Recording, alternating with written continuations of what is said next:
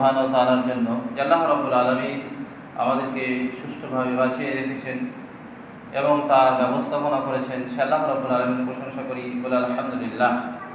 তারপরে যে নবীর মাধ্যমে আমরা সঠিক দিন পেয়েছি, সঠিক রাস্তা পেয়েছি, যেই দিন মানুষ বিভিন্ন মতে, বিভিন্ন চিন্তা চেতনায় বিভক্ত ছিল, যিনি একটি সঠিক পথ দেখিয়েছেন, সেই নবীর উপরে অগণন দরুদ ও সালাম বর্ষিত হোক। আল্লাহুম্মা সাল্লি আলাইহি আল্লাহুম্মা বারিক আলাইহি। কোরআন থেকে একটা আয়াত পেশ করেছি, আর সহিহ মুসলিমের একটি হাদিস। এই আয়াত এবং হাদিসকে সামনে রেখে বিশেষ গুরুত্বপূর্ণ একটা আলোচনা করার চেষ্টা করব। ভালো করে শোনার চেষ্টা করবেন এবং বোঝার চেষ্টা করবেন, ইনশাআল্লাহ উপকার হবেই হবে। আশাবাদী। আলাইহি তাওয়াক্কালতু ওয়া ইলাইহি উনীব।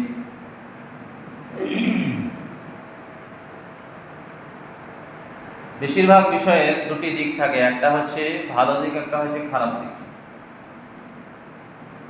যখন যেই দিকটাতে বেশি কাজ হয় তখন সেইটা কি হয়, সেটি বেশি প্রচার এবং প্রসার হয়। যদি ভালো দিকে বেশি কাজ হয়, মেহনত এবং পরিশ্রম করা হয়, তখন কি হয়, ভালোর প্রচার এবং প্রসার হয়ে থাকে। আর খারাপের যদি কি হয়, প্রচার এবং প্রসার করা হয় অথবা তাকে ছাড় দেওয়া হয়, তখন কি হয়ে যায়, সেটা স্থান লাভ করে, জায়গা দখল করে নেয়। সেজন্য ইসলামে যে গুরুত্বপূর্ণ ওয়াজিবাত আছে, সে ওয়াজিবাতের মধ্যে একটি ওয়াজিবাত হচ্ছে ভালো কাজের আদেশ করা এবং মন্দ কাজের নিষেধ করা। তার বিভিন্ন স্তর আছে এবং বিভিন্ন দিক রয়েছে।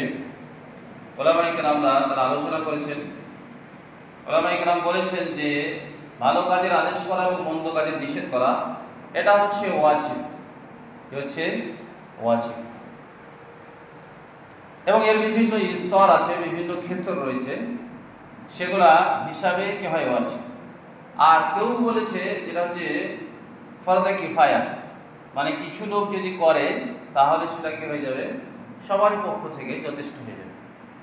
আবার কিছু ক্ষেত্রে ওয়াজিবও হয়ে থাকে, তার মাথা হাতের লোকেদের ক্ষেত্রে কি হয়, তার উপরে ওয়াজিব হয়ে যাবে। সার্বিকভাবে হচ্ছে ফরদে কিফায়া, সার্বিকভাবে কিছু লোক যদি করে তাহলে সমস্ত উম্মতের পক্ষ থেকে সেটা কি হয়ে যাবে, যথেষ্ট হয়ে যাবে। আল্লাহ রাসূল সাল্লাল্লাহু আলাইহি সাল্লাম মক্কার মুশরিকদের সাথে যে সমস্যা বা তাদের সাথে যখন যুদ্ধ হলো, রাসূল সাল্লাল্লাহু আলাইহি সাল্লাম বলতেন আল হারবু সিজাল, যুদ্ধ হচ্ছে বান্তির মতো, একবার এই দিকে যায়, একবার ওই দিকে যায়। কারণটা হচ্ছে ভালো কাজের আদেশ করলেই কি হয়ে যায়, যারা ভালো কাজকে মানতে চায় না তারা স্বাভাবিকভাবে কি হয়, একটু আলাদা হয়ে যায়। তারা কি হয়ে যায়, সেখান থেকে আলাদা হয়ে যায় বা তাদের বিরোধী হয়ে যায়, তাদের বিপক্ষে দাঁড়িয়ে যায়। আর এই বিপক্ষে দাঁড়াতে দাঁড়াতে এক পর্যায়ে কি হয়, যুদ্ধই পরিণত হয়ে যায় বা সংঘর্ষ হয়ে যায়। তো এইগুলো কাজ করার ক্ষেত্রে ভালো কাজের আদেশ এবং মন্দ কাজের নিষেধ, এটা মুমিনদের একটা বিশেষ বৈশিষ্ট্য। আল্লাহ রাব্বুল আলামিন কোরআনে মুমিনদের যে সমস্ত বৈশিষ্ট্যগুলো বর্ণনা করেছেন, তার মধ্যে এই একটা বৈশিষ্ট্য বা তাদের একটা বিশেষ কাজ, যে তারা ভালো কাজের আদেশ করবে, মন্দ কাজের নিষেধ করবে। ওরকম ভাবে আমরা যে জমি জায়গায় চাষ করছি, এখানে যদি আগাছাগুলোকে তুলে না ফেলা হয় তাহলে জমির ফসল হবে না। ওরকম ভাবে দিনের ক্ষেত্রেও মাঝে মাঝে কি হয়, আগাছা চলে আসে। এবং রাসূলুল্লাহ সাল্লাল্লাহু আলাইহি ওয়াসাল্লাম এক হাদিসে বলেছেন, আল্লাহ রাব্বুল আলামিন প্রত্যেক শতাব্দীতে একজন মুজাদ্দিদকে পাঠিয়ে থাকেন, ইজাদ্দিদু দীনাহা, এবং সে কি করে, দিনকে আবার নতুনত্ব সৃষ্টি করে দেয়। মানে দিনের মধ্যে যে সমস্ত ভেজালগুলো চলে আসে সেগুলোকে তিনি দূর করে দেন। কারণ যদি চর্চা না করা হয় তাহলে স্বাভাবিকভাবে সেখানে অন্যায় বা আগাছা চলে আসতে পারে। সেই জন্য আল্লাহ রাব্বুল আলামিন 100 শতাব্দীর মধ্যে একজন ভালো লোককে পাঠিয়ে থাকেন, যিনি হচ্ছেন উপযুক্ত এবং দিনের মধ্যে যে সমস্ত ভেজালগুলো ঢুকে সেগুলোকে দূর করে দেন। যেমন শেষ শতাব্দীতে হাদিস সহিহ আর যঈফের ব্যাপারে নাসিরুদ্দিন আলবানী সবচেয়ে বড় মুহাদ্দিস, ইমাম বুখারীর পরে সবচেয়ে বড় মুহাদ্দিস। কারণ উনি, এগুলো তো ছিল, বিভিন্ন বই লেখা আছে, কিন্তু উনি জনসম্মুখে বিষয়টাকে নিয়ে চলে আসলেন। আর তখন মানুষ সহিহ আর যঈফ জানতে পারল। আর না হলে আগে ছোটতে আমি নিজেও দেখেছি যে মানুষ হাদিস বললে সেটাকে বর্ণনা করত বা তার আলোচনা করত, সেখান থেকে ফতোয়া বাহির করত। তবে নাসিরুদ্দিন আলবানী আলহামদুলিল্লাহ এখন তেনার এই তাহকিক বা রিসার্চ আসার পরে সাধারণ থেকে সাধারণ মানুষ যারা একটু দিননি চিন্তা ভাবনা করেন তেনারা কি করেন, সহিহ জয়ীফের কথাটাও জিজ্ঞাসা করে, বিশেষ করে যারা সহিহ আকীদার মানুষ, যে হাদিসটা সহিহ এবং জয়ীফ। আর এতে দিনের বিচার করাটা খুব সুবিধা হয়ে যায়, কারণ জয়ীফ হাদিস আর সহিহ হাদিসের সাথে অনেক সময় সংঘর্ষ হয় এবং সেই সংঘর্ষকে সামঞ্জস্য সৃষ্টি করা খুব কঠিন হয়ে যায়। ওরকম ভাবে অমুসলিমদের পক্ষ থেকে যে সমস্ত ইসলামের উপরে যে সমস্ত কলম তুলেছিল অথবা অপবাদ লাগিয়েছিল, তার জবাবের জন্য ডাক্তার জাকির নায়েক আলহামদুলিল্লাহ তিনি প্রায় 60 বছরে যে সমস্ত অমুসলিমরা ইসলামের বিরুদ্ধে কথা উঠিয়েছিল বা তার ভুল ধরার চেষ্টা করেছিল, তিনি সেগুলো জবাব দিয়েছেন। আমাদের সমাজেও কিছু আছে সেগুলো কি করা হয়, সেগুলোর ক্ষেত্রেও তা বুঝাতে হয় বা বলতে হয় বা সেগুলোকে অন্যায় তা দূর করতে হয়। যে হাদিসটা পেশ করেছে আবু সাঈদ খুদরী রাদিয়াল্লাহু তাআলা আনহু থেকে বর্ণিত, উনি বলেছেন মান রাআ মিনকুম মুনকারা, তোমাদের মধ্যে যে কেউ মুনকার কাজ দেখবে, শরীয়ত বিরোধী কাজ দেখবে, শরীয়ত বহির্ভূত কাজ দেখবে, ফালিয়ুগাইয়িরু, সেটাকে পরিবর্তন করে দেবে। কি দিয়ে? হাত দিয়ে। ফাইল্লাম ইয়াস্তাতি, যদি হাত দিয়ে না পারে তাহলে মুখ দিয়ে করবে, যদি মুখ দিয়ে না পারে তাহলে দিল দিয়ে, হৃদয় দিয়ে প্রচেষ্টা করবে। কি করবে? ফালিয়ুগাইয়িরু বিয়াদিহি, ফালিয়ুগাইয়িরু বিলিসানিহি, ফালিয়ুগাইয়িরু বিকলবিহি।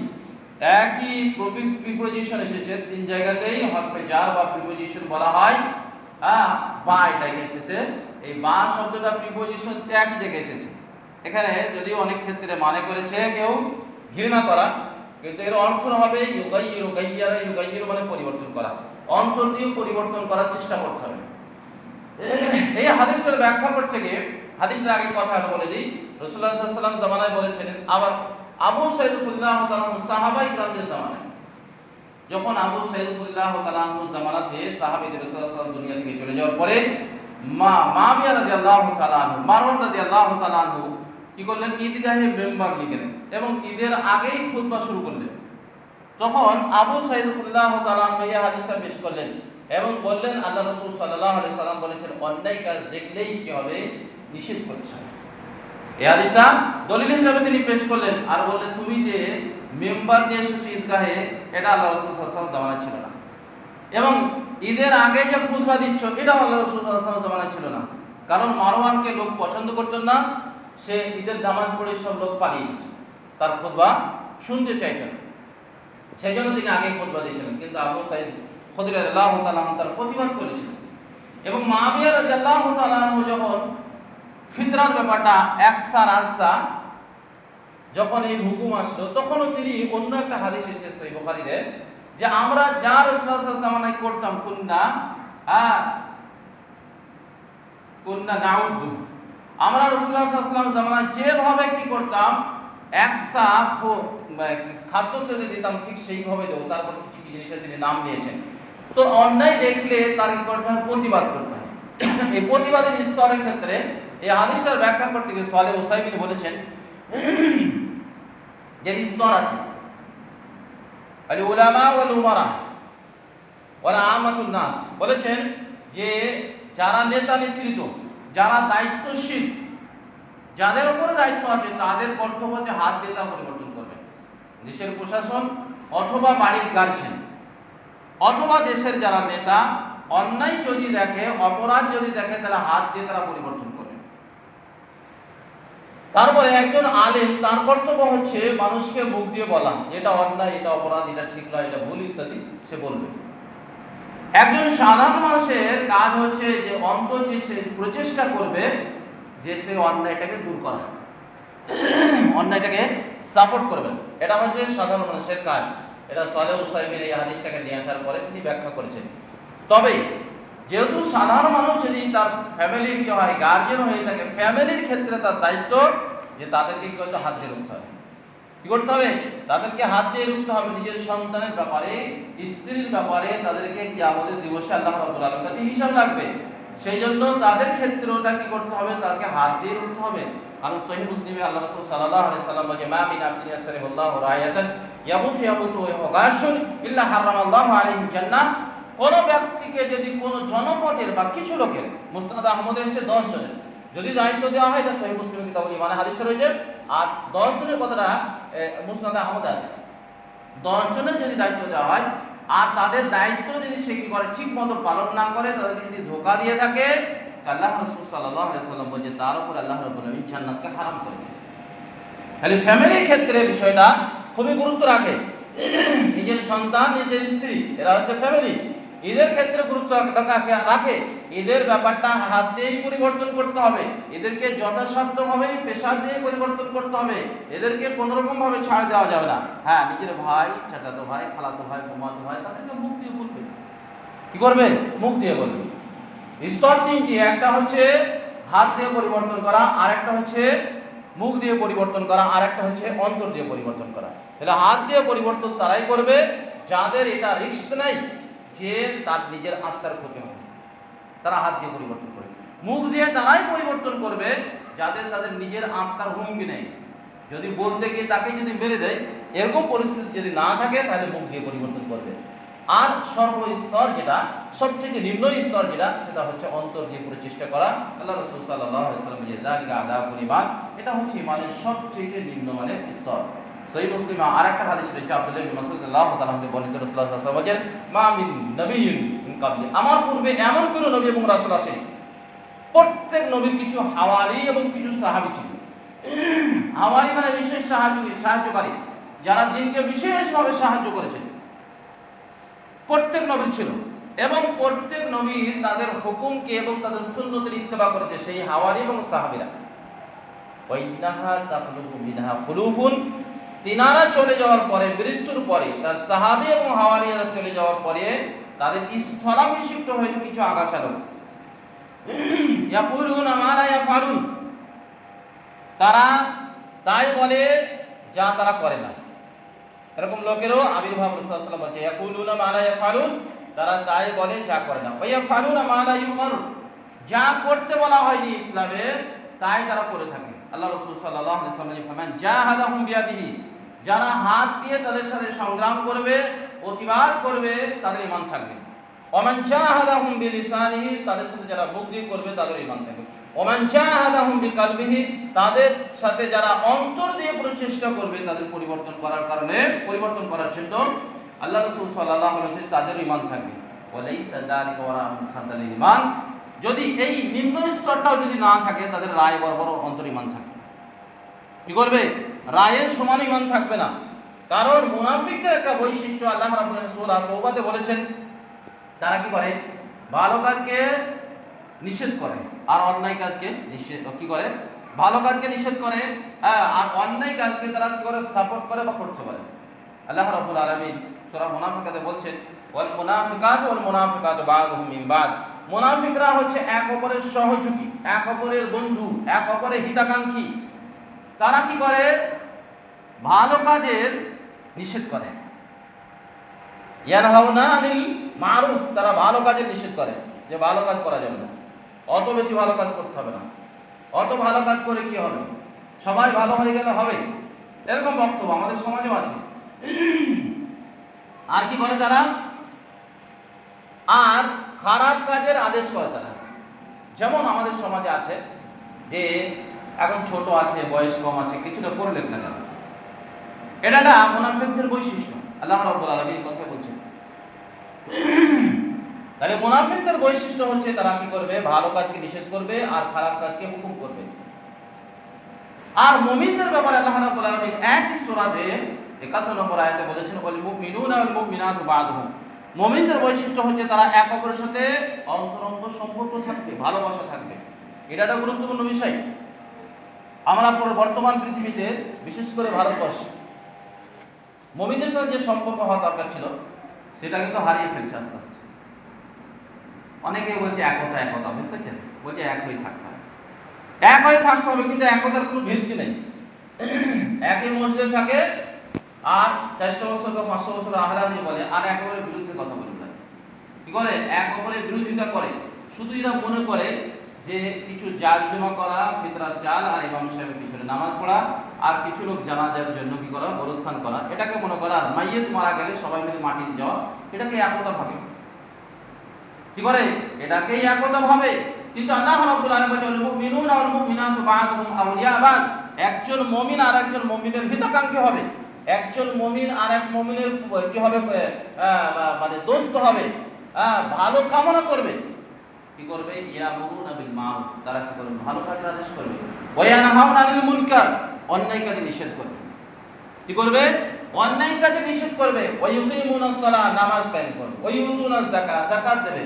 উলাইকা সায়ারহামুল্লাহ, আল্লাহ রাব্বুল আলামিন বলেন তাদের প্রতি আল্লাহ রাব্বুল আলামিন দয়া করবে, তাদের প্রতি রহম করা হবে।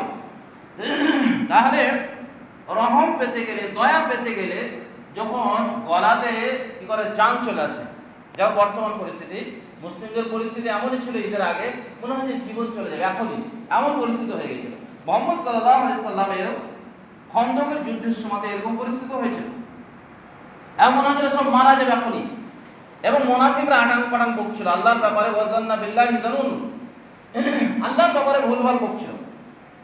ওইরকম ভাবে হুনাইনের যুদ্ধে যে রোগটা আমাদের রয়েছে, হুনাইনের যুদ্ধে সাহাবাই কিরামদের মধ্যে মক্কা ফাতহ হওয়ার পরে যখন অষ্টম হিজরিতে হুনাইনের যুদ্ধ হলো, কাসারাতুম আজাবাতুম, তারা আধিক্য দেখে, অধিক মানুষকে দেখে খুব খুশি হয়েছে যে আমরা আজকে যুদ্ধতে জয়লাভ করব, যেটা আমাদের এখন বর্তমান বিশেষ রোগ, যে বেশি আছি মানে সবাই কি করে দলিয়ে। আল্লাহ রাব্বুল আলামিন তারপর সাহাবায়ে কেরামের যুদ্ধের ময়দানে গেলেন আর এমন মার খেলেন, তারপরে শুধুমাত্র মুহাম্মদ সাল্লাল্লাহু আলাইহি ওয়াসাল্লাম যুদ্ধের ময়দানে ছিলেন, সবাই যুদ্ধ ছেড়ে পালিয়েছে।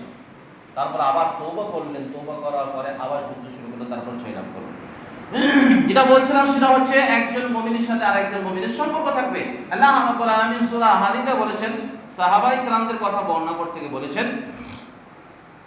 যে মুহাম্মদ রাসূলুল্লাহ ওয়াল্লাযীনা মাআহু আশিদ্দাউ আলাল কুফার রুহমাউ বাইনাহুম, মুহাম্মদ হচ্ছে আল্লাহর রাসূল, আর তিনারা কাফেরদের প্রতি কঠোর হবে আর আপোষের মধ্যে দয়াশীল হবে। কি হবে, কাফেরদের প্রতি কঠোর হবে, কাফেরদের নিজের প্রতি কঠোর হবে, এবং মুসলিমদের এক অপরের মুমিন তার প্রতি কি হবে, দয়াশীল হবে। কিন্তু আজকে সমাজের বাস্তব অবস্থা দেখলে কি হয় জানেন, কাজ তেমন কিছু তো নেই, কাজ কিছু না থাকার কারণে এক অপরের বিরুদ্ধে এমন ভাবে লেগে যায়, শুধু সংশোধন নয়, শুধুমাত্র কাউকে ছোট করার জন্য, হেনস্থা করার জন্য, অপমান করার জন্য, তাকে নিচে নামাবার জন্য। কিছু লোককে শুধু আমি দেখি নজরে আছে, যারা শুধু খায় আর গীবত করে বেড়ায়। এই যে বয়স্ক মানুষ আছে কি করে, লোকের বদনাম করে বেড়ায়, নামাজ পড়ে হাজি সাহেব মানুষ, সেরকম লোক আছে, খুব দুঃখ, কারণ দিন না জানার কারণে। জানেন হাদিসটা যেটা বলছিলাম, আল্লাহ রাসূল সাল্লাল্লাহু আলাইহি ওয়াসাল্লাম আমর বিল মারুফ এবং নাহি আনিল মুনকারের ক্ষেত্রে বেশ কিছু কথা বলেছেন, সেটা হচ্ছে তিনটি শর্তের কথা বলেছেন। তিনটি শর্ত ওলামায়ে কেরাম বলেছেন। একটা হচ্ছে আমর বিল মারুফ এবং নাহি আনিল মুনকারের ব্যাপারে জ্ঞান রাখতে হবে, ভালো কাজের ক্ষেত্রে জ্ঞান থাকতে হবে, যেটা ভালো, কোনটা ভালো এবং কোনটা মন্দ। কারণ নিজে নিজে ভালো আর মন্দ বিচার করলে হয় না, কারণ অনেক ক্ষেত্রে মানুষের জ্ঞানের কম বেশি থাকে এবং কার প্রতি মহব্বত এবং ভালোবাসা থাকে, সেই কারণে এদিক ওদিকে ঝুঁকে যায় মানুষ। তো ভালো মন্দের জ্ঞান থাকতে হবে। 2 নম্বর হচ্ছে তার ক্ষমতা থাকতে হবে, যে সেটা বলার অথবা তার নিজের আত্মার যে হুমকি আসতে পারে সেটা যেন প্রতিহত করতে পারে, সেটা ক্ষমতা থাকতে হবে। 3 নম্বর হচ্ছে লিন, নরমত্ব থাকতে হবে, এবং হিতাকাঙ্ক্ষী হতে হবে। নরমত্ব এবং হিতাকাঙ্ক্ষী হতে হবে। কাউকে আপনি যেমন ভালো কাজের আদেশ এবং মন্দ কাজে নিষেধ করছেন, তাকে অপমান করার জন্য নয়, তাকে ছোট করার জন্য নয়, তার ভালো কামনা করার জন্য। এই বৈশিষ্ট্যগুলো যদি থাকে তাহলে ভালো কাজে সে আদেশ করার অধিকার রাখে, আর এই বৈশিষ্ট্য যদি না থাকে তাহলে ভালো কাজের অধিকার রাখে না। কারণ অনেক সময় আমরা ভালো কাজ করতে গিয়ে ক্ষতি হতে পারে এবং অন্যায় নিষেধ করতে গিয়ে ক্ষতি হতে পারে, এগুলো লক্ষ্য রাখতে হবে। আল্লাহ রাব্বুল আলামিন রহম করবে। আরেকটা হাদিস রয়েছে, হাদিসটা আবু দাউদে রয়েছে। আমিস রাদিয়াল্লাহু তাআলা থেকে বর্ণিত, আল্লাহ রাসূল সাল্লাল্লাহু আলাইহি ওয়াসাল্লাম বলেন, ইদা উমিলাতিল খাতিয়া, যখন পৃথিবীতে অন্যায় কাজ হয়, গুনার কাজ হয়, অপরাধের কাজ হয়, মান শাহিদাহা ওয়া কারিহাহা, কেউ যদি সেখানে উপস্থিত থাকে আর সে যদি অপছন্দ করে, কামান গাবা আনহা, তো সেই ব্যক্তির গণ্য হবে না থাকার মতো সেখানে। ওমান রাদিয়াহা, যদি সে অসন্তুষ্ট থাকে, সে যদি সন্তুষ্ট থাকে সেখানে, আর সে যদি সেখানে উপস্থিত না থাকে, তো থাকার মতনই সাথে হবে গুনাহ। কথা বুঝতে পারলেন? হাদিসটা ভালো করে বুঝেন যে একটা পৃথিবীতে যখন অন্যায় কাজ হবে, আর অন্যায় কাজ সব সময় হয়েছে, এটা স্বাভাবিক, বুঝতেছেন? সব জামানাতে অন্যায় কাজ হয়েছে। যখন আগাছা লোক বেশি হয় তখন অন্যায় বেশি হয়, ভালো লোক যখন বেশি থাকে তখন ভালো কাজ বেশি হয়, এটাই স্বাভাবিক। রাসূলুল্লাহ সাল্লাল্লাহু আলাইহি ওয়াসাল্লাম হাদিসে এটাই পাওয়া যাচ্ছে, আর বাস্তবে আপনি সেটাই দেখবেন। তো রাসূলুল্লাহ সাল্লাল্লাহু আলাইহি ওয়াসাল্লাম বলেন মানটা ইদা উমিলাতিল খাতিয়া, পৃথিবীতে শুধু অপরাধ আর অপরাধ দেখবে, অন্যায় আর অন্যায় দেখবে। তখন কোন ব্যক্তি সেখানে উপস্থিত আছে, সে প্রতিবাদ করতে পারছে না, তার ক্ষমতা নেই, প্রতিবাদ করলে কেউ তাকে মারবে। সে যদি তার প্রতি সন্তুষ্ট থাকে, তো সন্তুষ্ট যদি থাকে তো তার সমান গুনাহ হবে। সে কেউ যদি সেখানে উপস্থিত নাই, সেখানে উপস্থিত নেই, কিন্তু শুনছে যে অনেক জায়গায় অপরাধ হয়েছে, আর তাতে যদি সে সন্তুষ্ট থাকে, তো কি হবে? তার ততটাই গুনাহ হবে যে সেখানে উপস্থিত থেকে সন্তুষ্ট হচ্ছে। কেউ উপস্থিত আছে কিন্তু সে কাজের প্রতি সে সন্তুষ্ট নেই, তো না থাকার মতন তার গুনাহ হবে। সেজন্য অনেক ক্ষেত্রে মানুষ সেখানে উপস্থিত নেই, কিন্তু পেপারে পড়লো অথবা খবরে দেখলো, বলছে ঠিক হয়েছে, হ্যাঁ ওদেরকে মারো পিটুক, ওদের উপর অত্যাচার করো, ওদেরকে শেষ করে দেয়। অথচ লোকটা নিরীহ মানুষ, হয় বংশীয় ব্যাপার আছে, অথবা দলীয় ব্যাপার আছে, অথবা ভাষাগত ব্যাপার আছে। এইসব যদি কোল্টাটানি বা পক্ষপাতিত্বের কারণে মানুষ সেখানে উপস্থিত না থাকার পরেও কি করে? একটা জুলম এবং অত্যাচারকে সাপোর্ট করে মৌনভাবে। এই মৌনভাবে যদি অন্যায়কে সাপোর্ট করা হয়, তাহলে সেখানে না থেকেও আপনার গুনাহগারের হকদার হবে। ততটাই গুনাহ হবে যতটা থেকে সে সাপোর্ট করেছে, ততটাই গুনাহ হবে। আল্লাহ রাসূল সাল্লাল্লাহু আলাইহি ওয়াসাল্লাম বলেছেন, আবু দাউদে হাদিসটা হচ্ছে হাদিস নম্বর 4345 নম্বর হাদিস। তাহলে অনেক ক্ষেত্রে এগুলো ভেবেচিন্তে আমাদের কি করতে হবে? জায়গা দিতে হবে। যদি ভেবেচিন্তে জায়গা না দিই, তাহলে কি হবে? আমাদের নিজেদের গুনাহ হবে। আরেকটা হাদিস রয়েছে, জারির ইবনে আব্দুল্লাহ রাদিয়াল্লাহু তাআলা থেকে বর্ণিত, রাসূলুল্লাহ সাল্লাল্লাহু আলাইহি ওয়াসাল্লাম বলেন, কোন সম্প্রদায়ের মধ্যে ওয়ারাজুলুন ইয়াকুলু ফি কওমিন, কোন জাতির মধ্যে কোন একজন ব্যক্তি থাকে এবং সেই আমালুনা বিল মাসি, ভালো অন্যায় কাজ করে, ওয়ায়াকদিরুনা, তারা ক্ষমতা রাখে আইয়ুগাইয়িরু, সেটা পরিবর্তন করে দিতে, তার সেই অন্যায়কে রুখতে ক্ষমতা রাখে। লা ইউগাইয়িরু, তারা যদি পরিবর্তন না করে, আল্লাহ রাব্বুল আলামিন তাদের মৃত্যুর পূর্বে তাদেরকে শাস্তি দেবে। কি হবে? তাদেরকে শাস্তি দেবে, শাস্তি দিয়ে তবে আল্লাহ রাব্বুল আলামিন সেই জাতিকে মৃত্যু দেবেন, আর তার আগে মৃত্যু দেবেন না। আপনার ক্ষমতা আছে যে অন্যায়কে পরিবর্তন করা, যদি পরিবর্তন না করেন তাহলে কি হবে? এটা জেনে নেন যে সেই জাতির উপরে আযাব আসবে, তবে সেই জাতি কি হবে? ধ্বংস হবে অথবা মারা যাবে। সেই ব্যক্তির উপর আযাব আসবে, তবে সে কি হবে? আযাব এসে তারপরে আল্লাহ রাব্বুল আলামিন তার মৃত্যু দেবেন। আল্লাহ রাসূল সাল্লাল্লাহু আলাইহি সাল্লাম আরেকটা আবু সাঈদ রাদিয়াল্লাহু তাআলা হাদিস রয়েছে, লা তা'মুরান্না বিল মারুফ, অবশ্যই তোমরা ভালো কাজের আদেশ করবে, ওয়া লা তানহাউনা আনিল মুনকার, তোমরা অবশ্যই মন্দের কাজ নিষেধ করবে। আও লা ইউশরিকুল্লাহ, যদি তোমরা এটা না করো, সম্ভবত আশা করা যাচ্ছে যে আল্লাহ রাব্বুল আলামিনের পক্ষ থেকে আযাব আসবে। ওয়া আনতাদু আল্লাহ ইউস্তাজাব লাকুম, তোমরা দোয়া করবে আর দোয়া কবুল হবে না। কি করবে? দোয়া করবে আর দোয়া আল্লাহ রাব্বুল আলামিন কবুল করবে না। কারণ অন্যায়কে যদি নিষেধ না করা হয়, ভালো কাজে যদি আদেশ না করা হয়, তখন এমন একটা পরিস্থিতি হবে, এমন মানে জালেমকে আল্লাহ রাব্বুল আলামিন চাপিয়ে দেবেন, এমন আযাবকে আল্লাহ রাব্বুল আলামিন চাপিয়ে দেবেন যে দোয়া করেও আল্লাহ রাব্বুল আলামিনের কাছে কবুল হবে না। কারণ অন্যায়ের প্রতি আমরা সন্তুষ্ট ছিলাম, অন্যায়কে আমরা চাচ্ছিলাম, অপরাধকে আমরা চাচ্ছিলাম, হোক না কেন, কিছুটা চলুক না কেন, সুবিধা দেওয়া হোক না কেন। এই সুবিধা দেওয়ার কারণে আল্লাহ রাব্বুল আলামিন অসন্তুষ্ট হয়ে গেছে। পূর্বেকার জাতিদের এই অবস্থা ছিল, ইহুদি খ্রিস্টানদের, যাদেরকে বনী ইসরাঈল বলছে, আল্লাহ রাব্বুল আলামিন তাদেরকে অনেক সম্মান দিয়েছিলেন। তারা অন্যায়কে জায়গা দিতে দিতে তাদের ভিতরে অন্যায় ছেয়ে গেছিল, আল্লাহ রাব্বুল আলামিন তাদের উপরে অভিশাপ করেছিল। ওরকম ভাবেই যদি ভালো কাজকে ভালো না মনে করা হয়, খারাপ কাজকে যদি খারাপ না মনে করা হয়, খারাপকে যদি নিষেধ না করা হয়, তো এমন একটা পরিস্থিতি আসবে, খারাপকে খারাপও বলতে পারবেন না। যেমন ধরেন এখন যে তন্ত্র মন্ত্র চলছে, বলছে বাকস্বাধীনতা, কি বলছে? বাকস্বাধীনতা, সব কিছু বলতে পারবেন, অসুবিধা নেই, ইসলামের ক্ষেত্রে বলতে পারবেন, ভালোর ক্ষেত্রে বলতে পারেন, কিন্তু যখন একজন জালেম অত্যাচার করছে, আমেরিকার মতন একজন জালেম যে একজন দেশের আরেকটা গণতন্ত্রের দেশের বাদশাকে জোরপূর্বক ধরে নিয়ে আসছে, তার কোনো বিচার হয় না। কি হয়? তার কোনো বিচার হয় না, তার কোনো শাস্তি হয় না। সে যা ইচ্ছা তাই করতে পারে। সে যদি মন চায় হাজারো লোককে কি করে দিতে পারে, মেরে দিতে পারে, ধ্বংস করে দিতে পারে, শেষ করে দিতে পারে। আফগানিস্তান, ইরাক, ইরান এই সমস্ত দেশকে তাদের কোনো বিচার হয় না। কিন্তু একটা দুর্বল মানুষ যদি করে, যে তন্ত্র পিছনে মানুষ ছুটছে, অন্যায় মনে করছে না, অপরাধ মনে করছে না, মনে করছে এটাই নাজাতের পথ, যে আলে হাদিস হোক বা যে আলেম হোক বা জাহেল হোক, সব একই অবস্থা। অথচ তারা সারা পৃথিবী দাদা হওয়ার পরেও সাধারণ নিরীহ লোককে মারে। কি করে? হাজার হাজার হাজার হাজার কোটি কোটি লোককে মেরে দিল, তবু তাদের কোনো বিচার আচার কিছু হয়নি। তার অপরাধ মানুষ মনেই করে না। কি করে না? তারা তো মনে করে না, মুসলিমরা অপরাধ মনে করছে না। এই যে অপরাধ না মনে করা, এটা একটা বড় সমস্যা। তারা যা পাপ করছে সেই পাপ সবারই উপর চেপে যাবে। যারা যারা মনে করছে, যারা যারা সন্তুষ্ট আছে এর প্রতি, সবারই উপর চেপে যাবে। ওরকম ভাবে আমাদের দেশের অবস্থা তো দেখতে পাচ্ছেন। আমাদের দেশের অবস্থাও এই রাজনৈতিক কারণে, পার্টির কারণে এক অপরের প্রতি এমন বিদ্বেষ হয়েছে। মুসলিমরা মুসলিম 5 ওয়াক্ত নামাজ পড়ে, যেহেতু সে সেই দল করে না, একজন বাম করছে আর একজন ডান করছে আর অমুক করছে, সেই করছে, তো সেই জন্য কি করেন, বলছে ওরা আসুক এবং ওদেরকে সাইজ করুন।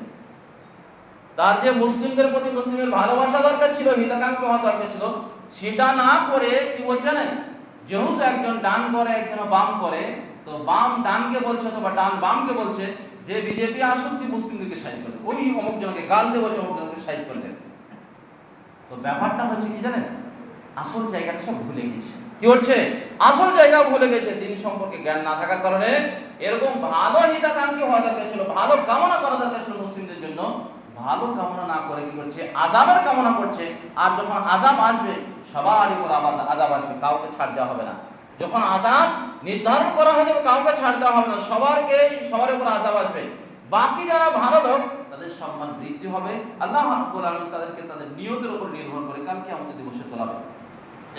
সেজন্য ভালোকে ভালো বলতে হবে, অন্যায়কে অন্যায় বলতে হবে, ভালো কাজে নিষেধ করতে হবে, অন্যায় কাজে কি করতে হবে, আমাদেরকে বাধা সৃষ্টি করতে হবে, আর ভালো কাজের আদেশ করতে হবে। তাহলে আল্লাহ রাব্বুল আলামিনের কাছে নাজাত পাওয়া যাবে এবং দোয়া করলে আল্লাহ রাব্বুল আলামিন কবুল করবেন। আল্লাহ রাসূল সাল্লাল্লাহু আলাইহি ওয়াসাল্লাম খুব সুন্দর একটা উদাহরণ, ভালো করে শুনেন। সহিহ বুখারীতে হাদিস রয়েছে, যদি ভালো কাজের ভালো না বলা হয়, মন্দকে যদি মন্দ না বলা হয়, তারা কি বলে, আবশ্যই বিষয়গুলো মেনে নেয়, নরমাল ভাবে মেনে নেয়, হোক না কেন অসুবিধা নেই, স্বাভাবিকভাবে যারা মেনে নেয় বিষয়গুলোকে, অত পারা যাচ্ছে না ছাড়ো। এই স্বাভাবিকভাবে যারা মেনে নেয়, তাদের ক্ষেত্রে আল্লাহ রাসূল সাল্লাল্লাহু আলাইহি ওয়াসাল্লাম বলেছেন মাসালুল মুদহিন। যারা অন্যায়কে স্বাভাবিকভাবে যারা মেনে নেয়, তাদের উদাহরণ হচ্ছে সেই স্টিমারের মতো, সেই নৌকার মতো। এটা রাসূল সাল্লাল্লাহু আলাইহি ওয়াসাল্লাম বলেছেন যে তাদের মধ্যে কি করা হয়েছিল, টস করা হয়েছিল। কিছু লোক উপর তলায় জায়গা হয়েছিল, কিছু লোক নিচু তলায় জায়গা হয়েছিল। তো উপর তলায় পানির ব্যবস্থা ছিল আর নিচের তলায় পানির ব্যবস্থা ছিল না।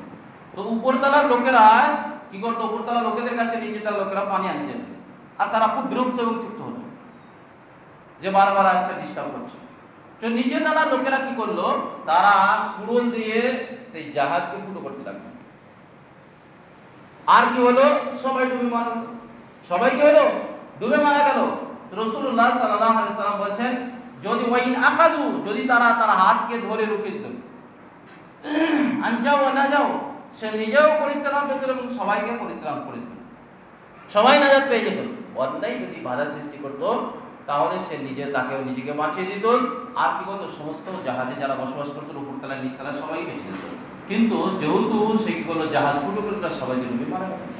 তো আমরা বিল মারুফ এবং নাহি আনিল মুনকার যদি না করা হয়, তাহলে কি হবে, সবাই কি হবে, একই আযাবের মধ্যে ডুবে মারা যাবে। সেই জন্য ভালো কাজকে অবশ্যই আমাদেরকে সাপোর্ট করতে হবে, আর অন্যায় কাজকে নিষেধ করতে হবে। যদি এটা নিষেধ না করা হয়, তাহলে ভবিষ্যৎ খারাপ আছে। আল্লাহ রাব্বুল আলামিন কোরআনে বলেছেন, আলাইকুম আনফুসাকুম, তোমাদের জন্য তোমাদের নিজের ব্যাপারটা, মান দাল্লা ইযা হাদাইতুম, যদি কেউ পথভ্রষ্ট হয়ে যায় আর তোমরা যদি হিদায়াতের কথা বলো, তাহলে কোনো ক্ষতি করতে পারবে না। তো সাহাবী জিজ্ঞাসা করলেন, জৈনব সাহাবী জিজ্ঞাসা করলেন, আল্লাহ রাসূল সাল্লাল্লাহু আলাইহি সাল্লাম, তাহলে আমরা কি ভালো কাজের আদেশ করবো না, মন্দ কাজের নিষেধ করবো না? রাসূলুল্লাহ সাল্লাল্লাহু আলাইহি ওয়াসাল্লাম বললেন তা'মুরুনা বিল মারুফ, অবশ্যই তোমরা ভালো কাজের আদেশ করবে, মন্দ কাজের নিষেধ করবে। সেই সময় পর্যন্ত, যতক্ষণ পর্যন্ত কি হবে, ওয়াসুহা তুবাউ, কৃপণতাকে যখন অগ্রাধিক না দেওয়া হয়েছে, কৃপণতাকে অগ্রাধিক না দেওয়া হয়েছে, মানে ধনকে এমন ভাবে ধরে আছে যে ধন দিয়ে ছাড়বো না, হ্যাঁ, জীবনে ধন সম্পদ মানে আমার হাত থেকে যাবে না, আমি ধন দিয়ে বেঁচে থাকবো, এরকম ভাবে ধন সম্পদ ধরে আছে, কৃপণতাকে অগ্রাধিক দেওয়া হচ্ছে। ওয়াল হাওয়া মুত্তাবাউন, এবং প্রবৃত্তির পূজারি করা হচ্ছে, প্রবৃত্তির পূজা করা হচ্ছে, মানে মন মতন বেশিরভাগ যখন লোক চলছে। আর কি করছে, ইজাবা কুল্লা নাফসিন, এবং নিজের কুল্লা রায়, এবং প্রত্যেক ব্যক্তি, প্রত্যেক জ্ঞানী তার রায়কে অগ্রাধিক দিচ্ছে। কি করছে, প্রত্যেক জ্ঞানী তার রায়কে অগ্রাধিক দিচ্ছে, তার মতকে অগ্রাধিক দিচ্ছে। সেই সময়তে কি করবে, তুমি নিজের ব্যাপারটা ভাববে, জনসাধারণ ব্যাপারটাকে ভাববে না। কারণ জনসাধারণ সব হয়ে গেছে সেই সময়তে আগাছা, কি করবে, সব হয়ে গেছে অযোগ্য, মানে ভালো মন্দ গ্রহণ করার মতো পরিস্থিতি নেই। আর একটা হাদিসে স্পষ্ট ভাবে আছে, আব্দুল্লাহ ইবনে আমর রাদিয়াল্লাহু তাআলা থেকে বর্ণিত, রাসূলুল্লাহ সাল্লাল্লাহু আলাইহি ওয়াসাল্লাম বলেছেন, কাইফা বিকুম ফি জামানি ইউশাকা ইয়াতাকারবালুন নাসু কারবালাতান, যখন কি হবে, ভালো লোক বলতে কিছুই থাকবে না, শুধু আগাছা লোকেরা থাকবে, তখন তোমাদের কি হবে? তো আল্লাহ রাসূল সাল্লাল্লাহু আলাইহি ওয়াসাল্লাম সাহাবী বললেন, আপনি বলেন কি করব? রাসূল সাল্লাল্লাহু আলাইহি ওয়াসাল্লাম বললেন যে তুমি নিজের ব্যাপারটা ভাববে। কি করবে, নিজের ব্যাপারটা ভাববে সেই সময়, কারণ এই আগাছা লোকদের কি অবস্থা হবে, কাদ মারিজা কুহুদুহা আমানাতুহুম, তারা কি করবে, তাদের অঙ্গীকারকে ভঙ্গ করবে এবং আমানতের খেয়ানত করবে। কি করবে, আমানতের খেয়ানত করবে। কাউকে একটা কথা রাখতে বলা হয়, কথাটাও রাখতে পারবে না, মানে এমন আগাছা হয়ে যাবে, এত দায়িত্বহীন হয়ে যাবে, এত মানে পাতলা চামড়ার লোক হয়ে যাবে, কথাই রাখতে পারবে না। টাকা পয়সা তো দূরের কথা, এর চাইতেও কি হবে, কথাটা পর্যন্ত রাখতে পারবে না, সব বহিঃপ্রকাশ করে ফেলবে। সেই সময় কি করবে, সেটাকে কি করবে, নিজের ব্যাপারটা ভাববে, আর কি করবে, নিজের মুখ বন্ধ করবে, অন্য হাদিস আছে, নিজের ঘরের মধ্যে থাকবে, জনসাধারণের কথা ভাববে না। কারণ আয়াতে যে কথাটা বলছেন, সাহাবী ভেবেছিলেন যে আমাদের জামানাতেই কি করা হয়, যে আমর বিল মারুফ নাহি আনিল মুনকার করতে নিষেধ আছে। রাসূল সাল্লাল্লাহু আলাইহি ওয়াসাল্লাম বলেন, না, যখন এই চারটি জিনিস ঘটবে তখন কি করবে, চারটি জিনিস কি করে তোমরা আমর বিল মারুফ এবং নাহি আনিল মুনকার করবে না। এক নম্বর হচ্ছে, যখন মানে কৃপণতাকে অগ্রাধিক দেওয়া হবে, কি করা হবে, কৃপণতাকে তার ইত্তেবা করা হবে এবং সেটাকে মেনে নেওয়া হবে। আর দুই নম্বর হচ্ছে যে আপনার প্রবৃত্তির অনুসরণ করা হবে, মানে মনের পূজারি হবে। তিন নম্বর হচ্ছে প্রত্যেক জ্ঞানী তার রায়কে কি করবে, অগ্রাধিক দেবে। চার নম্বর হচ্ছে দুনিয়াকে আখিরাতের তুলনায় যখন অগ্রাধিক দেবে, দুনিয়া কি করা হবে, দুনিয়াকে অগ্রাধিক দিনের তুলনায়, তখন সেই করবে, নিজের ব্যাপারটা ভাববে, জনসাধারণ কথা ভাববে না। এখন অনেকটাই সেরকম বৈশিষ্ট্য আছে মানুষের মধ্যে, কি করে, এই চারটি বৈশিষ্ট্য সবই আপনি পেয়ে যাবেন। সেই জন্য নিজেকে এবং নিজের ফ্যামিলিকে আল্লাহর আযাব থেকে বাঁচাবার জন্য আমর বিল মারুফ এবং নাহি আনিল মুনকার করতে হবে। আর একটা কাজ যেটা করতে হবে, সেটা হচ্ছে ভালো লোকদের সাথে থাকার চেষ্টা করতে হবে। কি করতে হবে, ভালো লোকদের সাথে থাকার চেষ্টা করতে হবে, তাহলে অনেকটাই রক্ষা পাওয়া যাবে। যদি ভালো লোক না চিনতে পারা যায়, তখন একাই থাকতে হবে। আর ভালো লোক যদি চিনতে পারা যায়, তো তাদের সাথে থাকতে হবে, তাহলে ইনশাআল্লাহ সফলতা আসবে। আল্লাহ রাব্বুল আলামিনের কাছে দোয়া করে, আল্লাহ রাব্বুল আলামিন যেন আমাদেরকে সঠিক জিনিস বোঝার তৌফিক দেন, এবং বিশেষ করে এই সমাজে যারা আমরা বসবাস করছি, আমাদেরকে ভালো কাজের আদেশ এবং মন্দ কাজের নিষেধ করার তৌফিক দেন আল্লাহ রাব্বুল আলামিন।